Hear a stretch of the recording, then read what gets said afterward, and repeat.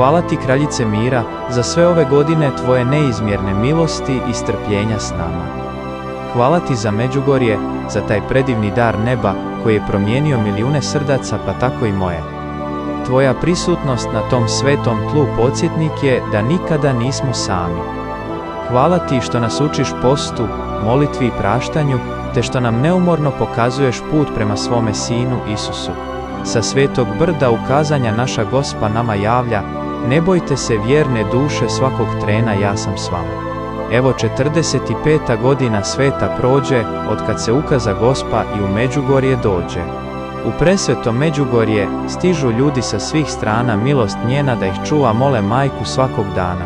Mi smo tvoje vjerne sluge i ovčice stada tvoga, da nas čuva i utješi, moli za nas Sina svoga.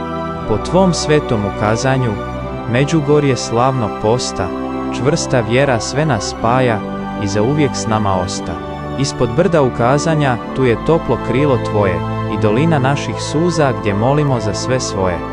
Ljubav Majke Međugorske svima nama sreću želi, kad krenemo vječnim putem, da budemo svi veseli.